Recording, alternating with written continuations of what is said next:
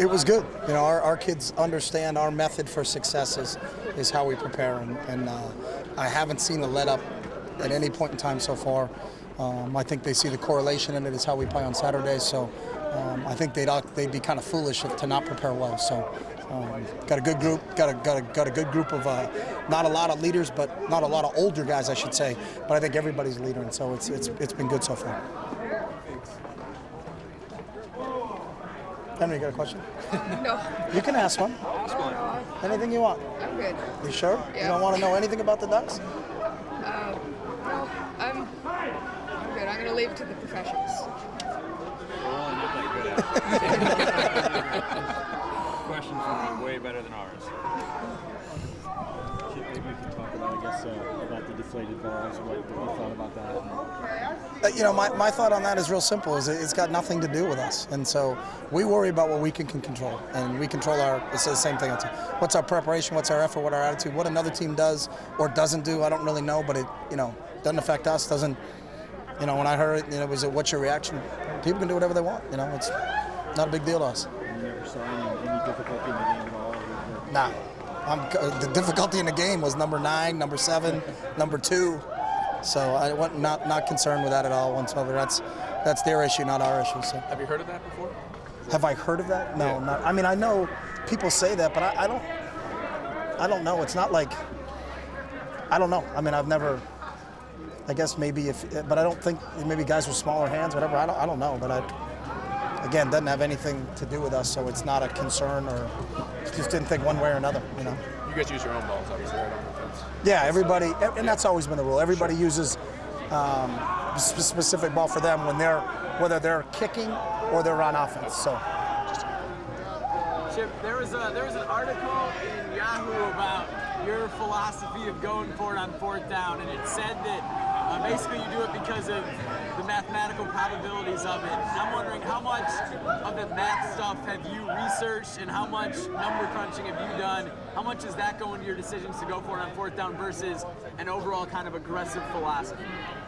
I've studied the mathematical portion of whether to go for it or not go for it, but my decision to go for it or not go for it is based upon our players, more than anything, and the confidence I have in us, A, to be successful in it, or B, the risk is will you turn it over at that point in time there in the field, and if you got a lot of confidence in your defense, then that's part of it, because I think it's not just a mathematical equation.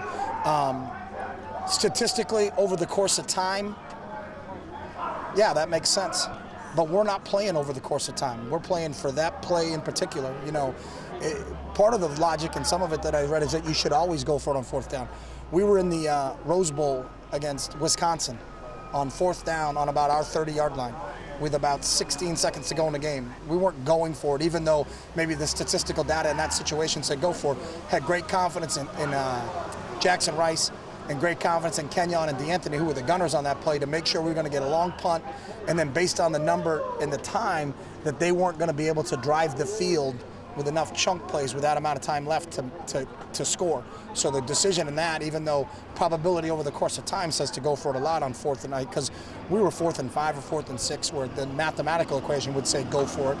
But there's certainly, you got to take into game situations. I think those numbers bear out, but that's over the course of time. But we're not coaching over the course of time. We're coaching for that individual game. So there's some to it, but not totally that way. It's not a total math decision. So. You liking to kind of your approach being similar to Moneyball, kind of overhauling the way that you kind of see your style that way? No. I mean, I think that's two totally different. No, I don't see it that way.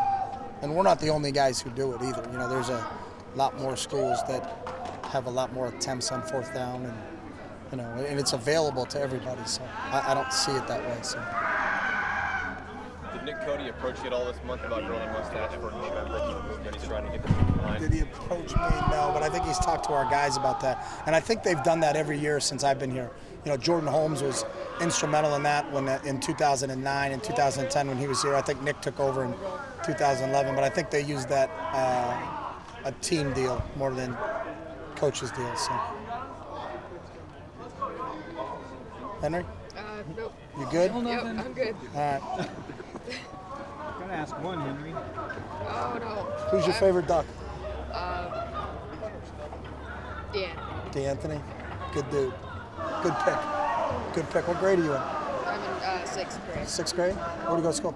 Fernridge Middle School. Oh, okay. Cool. Now, do you want to be a journalist? Maybe. TV, you want to be in front of the camera? No. No. No. Eric? Got any advice for him, Jake? He doesn't want to be in front of the camera. He doesn't want to be. No. You're missing out, man. You're missing out? Missing out. All the nuts and bolts are behind the camera. Don't let those guys in front of the camera fool you. You gotta know both, Right? no matter what. Well, See? You got to learn both. Yep.